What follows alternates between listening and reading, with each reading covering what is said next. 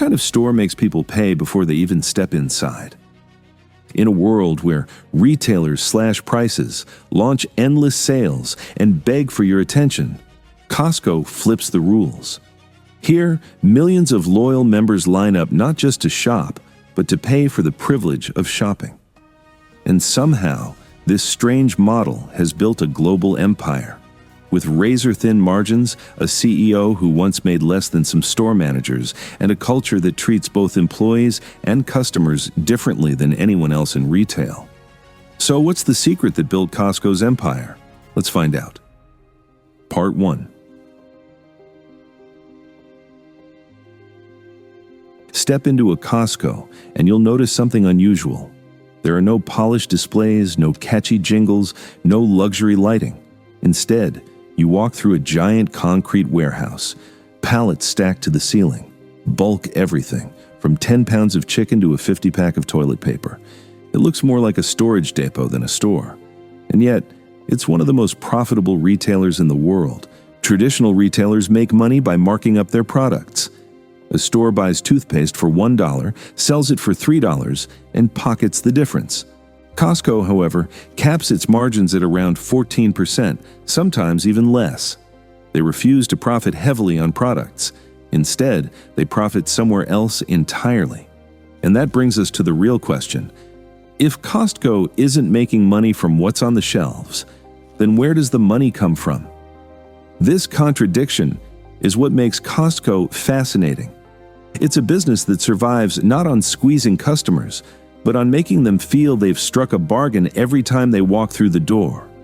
To understand why this works, we need to go back to 1983, when Jim Sinegal and Jeffrey Brotman opened the very first Costco in Seattle.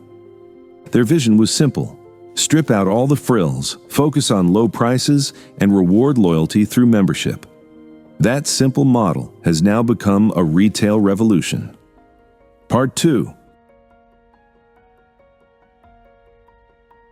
The answer is simple, but brilliant. Membership. Every Costco shopper must pay an annual fee, usually around $60. Multiply that by over 100 million members worldwide, and you start to see the genius. Membership fees alone generate the bulk of Costco's profits, while product sales barely break even. Think about it. When you pay to shop, you don't just feel like a customer. You feel like an insider, like a shareholder. And once you've made that investment, you're determined to make the most of it. Suddenly, shopping isn't just a task, it's a value-hunting mission. This is why Costco feels less like a supermarket and more like a club with exclusive access, a sense of belonging, and the thrill of treasure hunting through aisles of rotating deals and free samples. Costco's renewal rates prove this works. Over 90% of members come back year after year. That's not just loyalty. That's devotion. And nothing demonstrates this more than the famous Costco food court. $1.50 hot dogs, pizza slices bigger than your head, and sundaes. Deals so legendary they've become part of Costco's myth. For many shoppers, the food court itself justifies the membership. Part 3. Here's where it gets even stranger. Costco's success isn't about tricking people, it's about earning their trust. The company built its reputation on a simple promise: never overcharge. That's why prices are consistent, predictable, and often shockingly low. Even the private label brand, Kirkland Signature, Costco's in-house label launched in 1995 that spans everything from groceries and household essentials to clothing and wine, is held to high standards. It was created to guarantee quality equal to or better than national brands, often produced by the very same manufacturers, but always sold at a lower price point. In fact, Kirkland products are often made by the same suppliers who produce premium brands, but sold at a fraction of the cost.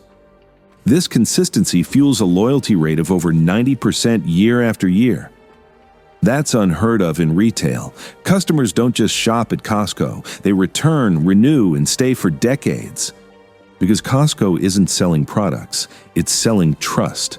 One famous example: Kirkland vodka, rumored to be sourced from the same distilleries that make Grey Goose, sells for a fraction of the price. And some shoppers even claim it tastes better. Other products tell the same story. Kirkland batteries made by the same company behind Duracell, olive oil that's passed strict Italian certification, or diapers competing head-to-head with Pampers. Each reinforces the idea that Costco delivers premium quality without the markup. As one shopper once put it, Costco isn't just a store you visit, it's a club you belong to. Part 4. The culture of trust extends inside the company too. While Wall Street executives collect multi-million-dollar paychecks, Costco's co-founder and longtime CEO, Jim Sinegal, famously paid himself just $350,000 a year. That's less than what some store managers made once bonuses kicked in. Sinegal believed that if you pay employees well, treat them fairly, and build a culture of respect, everything else will follow. So Costco workers earn higher wages and better benefits than most competitors. The result? Lower turnover, happier employees, and stronger customer service. Costco cashiers, stockers, and floor managers often stay for decades, something almost unheard of in retail. And when you have the same smiling face greeting members year after year, loyalty deepens on both sides of the counter. It's a radical idea in corporate America, a company that values fairness over greed. And somehow, it worked. Part 5. Another secret of Costco's empire is what you don't see. Unlike Walmart, which offers over 100,000 products, Costco keeps only about 4,000 in stock, roughly 25 times fewer choices. Put another way, that's less than 5% of Walmart's selection. This limited range creates focus and efficiency, but also something more powerful: scarcity. When customers know items can vanish quickly, they feel urgency. It's not just shopping, it's a treasure hunt. You never know what you'll find.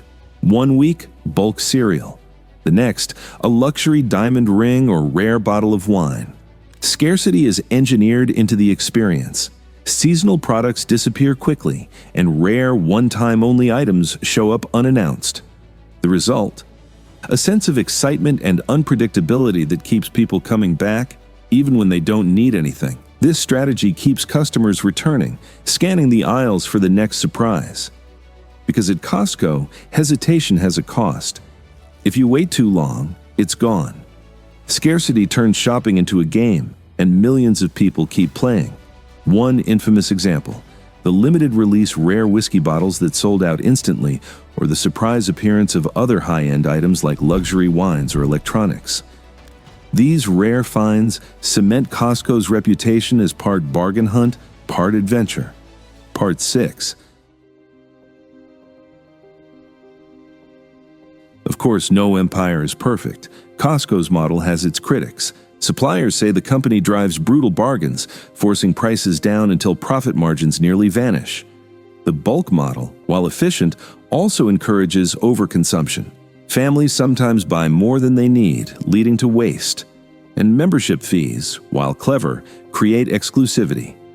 Those who can't afford the upfront cost are locked out of the savings entirely. Environmentalists argue that bulk buying leads to excess packaging and food waste. At the same time, critics point to the mountains of returned goods, from oversized TVs to perishable food items, that can add to waste. To their credit, Costco has tried to counterbalance this by investing in renewable energy, donating unsold food to local charities, and building solar panels on store rooftops. But the scale of their model makes the environmental debate impossible to ignore. So the question lingers: is this really loyalty, or loyalty that's been engineered? Part 7. As of 2025, Costco has grown into a global powerhouse with 910 warehouses spread across the world, most in the United States, followed by Canada, Mexico, and Japan. Its annual revenue has surged past $250 billion, up from just crossing the $200 billion line a few years earlier. And with nearly 137 million cardholders worldwide, Costco has turned paid membership into one of the most loyal customer bases in retail history. What makes this loyalty even more remarkable is Costco's renewal rate.